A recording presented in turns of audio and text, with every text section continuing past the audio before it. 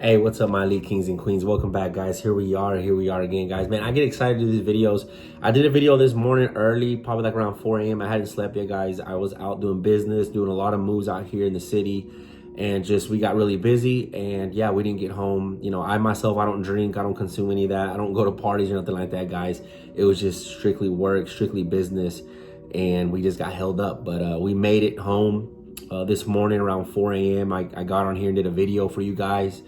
And then I woke up around 9 a.m. Probably, woke up at 8:30, between 8:30 and 9 a.m. Woke up this morning. It's Sunday right now. We went to the gym. My wife and I and my kids. We got a great workout in at the gym. We just got home back from the gym. Well, I've been probably here like 30 to 45 minutes. I just cracked some books open, started reading and studying, and I was like, you know what? I want to do a YouTube video, man.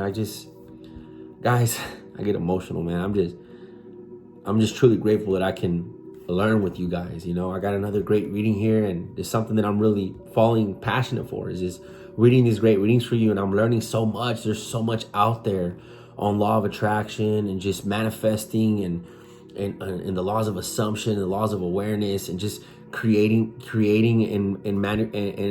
and manifesting your life with your mind, right? Your conscious, your subconscious, and your beliefs, creating your reality, your identity, creating your reality. There's just so much, guys, and I'm truly grateful that I can be on here and spread the message, spread the word, and help you learn as well as myself, right? I'm learning so much with this, guys. And yeah, man, truly grateful. And here we go. I'm going to get straight to it, and then I'll give you guys my takeaway, all right? So here we go with this reading. I'm going to go ahead and turn it down just a bit. Okay, here we go, guys. Get a little closer. All right. Just realized that I'm out of coffee. So after this video, gonna get some coffee. I was reading one of the greatest things is reading some books, personal development books, some manifesting books, or law of attraction books while sipping on a coffee. I love it. All right, guys, so here we go. Most people ignore the first small nudge, then wonder why they never see signs. The first synchronicity is the invitation, and if you follow it, the next one appears. Here's how to stack them until you end up somewhere you could never have planned. Synchronicities aren't random coincidences. They're your expanded awareness, recognizing patterns that were always there. When you're aligned with your desires, you start noticing connections that lead you towards them. But most people dismiss the first small sign as just coincidence. Consider someone who keeps hearing about a specific opportunity or location. Instead of dismissing it as meaningless chatter, they decide to investigate it. More often than not, that investigation leads to exactly what they've been looking for. The universe doesn't send totally obvious signs. It sends whispers that most people ignore. Here's how synchronicity stacking works. When you act on the first nudge, you signal to your subconscious that you're paying attention. This activates your reticular activating system to notice more relating patterns. Each action creates momentum that attracts the next synchronicity. The key is recognizing that synchronicities come in sequences, not isolated events. When you see the same book mentioned 3 times in 1 week, that's not a coincidence. When strangers bring up the same topic you've been thinking about, that's your reality responding. Most people need proof before they act, but synchronicities require faith first, proof second. Tuned in people start treating every repeating theme as a breadcrumb trail. Same name appearing multiple times, they look up. Keep hearing about a specific skill, they start learning it. Random encounters pointing towards an opportunity, they explore it. Each time someone follows these breadcrumbs, they discover they lead somewhere meaningful. Your subconscious mind is constantly scanning for patterns that match your desires, but it can only guide you through the opportunities you notice and act upon. When you ignore the small signs, the trail goes cold. When you follow them, they compound into what seems like a miraculous timing. Synchronicity stacking turns life into a treasure hunt where each clue leads to the next. You stop forcing outcomes and start following the path that's already being revealed to you. One meaningful coincidence at a time. Boom, guys. Wow, wow, wow. I really hope you guys liked that reading, which I actually think you did. I'm gonna assume and be aware that you did like that reading, my people. So, as we can see, when you wake up in the morning, you do your visualizations, you do your meditations, you do your affirmations, you're thinking about that desired state, that intended state consistently, right? Just know cause and effect. As above, so below. As within, so without. Don't conform to the patterns of this world, but be you, transformed by the renewing of your mind. Meaning, that's Romans 12:2, by the way. Meaning that what we place in our mind through an affirmation, through a meditation, through a visualization, through an imagination, through a thought, through conversations, we're putting it out there. We're creating it first in the 4D, and then we're going to see it in the 3D. Everything starts to mold in front of you. Where your awareness is and where your attention's at and where your assumptions are at, what you assume, what you're aware, and where you place your energy, you will see it in front of you. It will start to mold. You must stay in that state consistently, non-negotiable. Other things have to be put to the side so that you can focus on the desired, intended state. I'll give you an example myself. I work out in the gym 7 days a week every day because my intended state is a strong body, a strong chest with abs, broad shoulders, right? So what do? I work out consistently. I have a book right here in front of me called The Arnold Schwarzenegger, the New Encyclopedia of Modern Bodybuilding. As I am doing this consistently, things on my Instagram, on my YouTube are popping up about fitness, nutrition, type of foods to eat, type of proteins, type of peptides, type of vitamins, type of minerals that you should take, how many hours of sleep, how you should do this, when you should take that, what time you should do this, different type of workouts, right? It's all coming to me. I'm taking action on some of them. I'm implementing some of them. And overall, you start stacking it. Okay? Same thing with affirmations. I have them here in front of me. I told myself, and I would repeat to myself, I honor women, I master my mind, and my focus stays on my purpose. Why did I do this? Because, guys, I've told you guys my story. I'm not here. I'm not ashamed, right? It's my past, okay? So here I am. I'm going to open up to you guys right now. I'm going to open up to you guys. Porn was a thing that got me, right? Being a single man and going to the clubs and exchanging energies with the opposite sex was very unhealthy, but I was very in tune to that way of living. Way before YouTube, way before reading, way before studying. I mean, way before the Army. Okay, guys, I served time in the U.S. Army. Way before all this growth, I was lost in the sauce.